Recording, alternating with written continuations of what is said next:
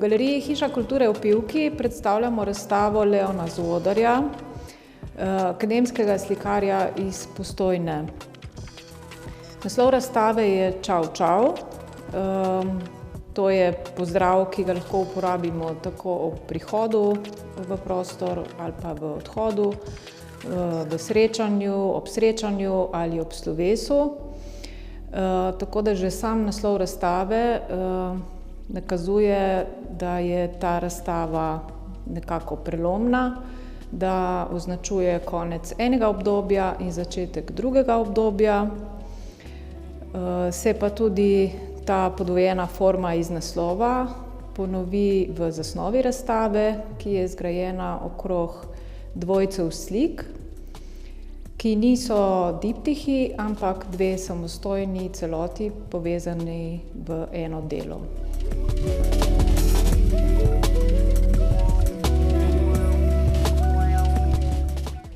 Dela na razstavi povezuje bodisi soroden motiv, podoben izbor barv, uporabljena tehnika ali konceptualna zasnova.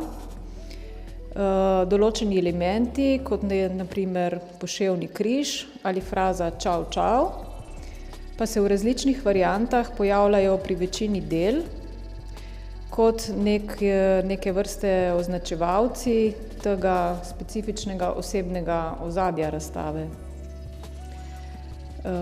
Tudi sicer večina upodobljenih motivov predstavlja nekakšne umetnikove embleme, njegove osebne simbole ali znake, ki se nanašajo na povsem konkretne osebe, dogodke ali stvari iz njegovega življenja. Takšna je na primer motiv iz neke otroške posteljnine ali znamka dolgoletnega avtomobila,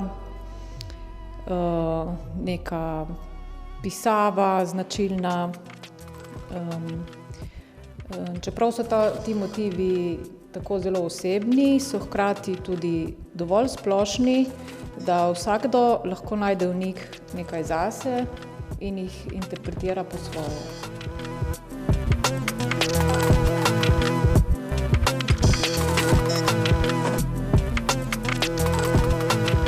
Kot uvod v razstavo umetnik predstavi serijo grafik, kjer je osrednji motiv fotografija z njegove osebne izkaznice, ki jo dopolnjujejo na vsaki grafiki druga pesem.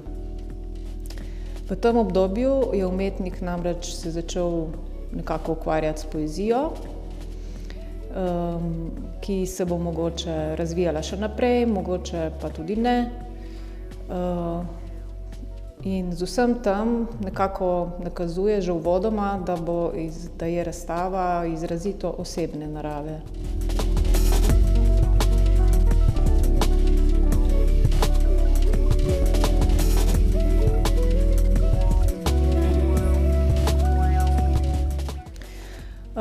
Leon Zvodar je v slovenskem umetnostnem prostoru že dobro uveljavljen slikar. Poznan je predvsem po delih, ki nastajajo v komunikaciji s popularno kulturo in še posebej z urbanimi subkulturnimi gibanji. Tako da je pri ustvarjanju svojih del se poslužuje značilnih prijemov iz subkulturnega okolja, kot je recimo ploskovitost, palimpsestnost, stilizacija, pa neko ponavljanje motivov, variiranje motivov, vzorec, določeni tipizirani liki, uporaba sloganov in parol. Vse te motive pa seveda avtorsko predela in jih zaokroži v humoren, včasih tudi ironičen komentar vsakdanjega življenja. Pri teh delih je treba posebej omeniti tudi njegovo tehniko, ki jo razvija v zadnjih letih. In sicer gre za mešano tehniko, kombinacijo sitotiska na platno in vezenja. Umetnik recimo kose že uporabljenega platna ali pa nekih neuspelih slik razreže in se šije skupaj v novo celoto.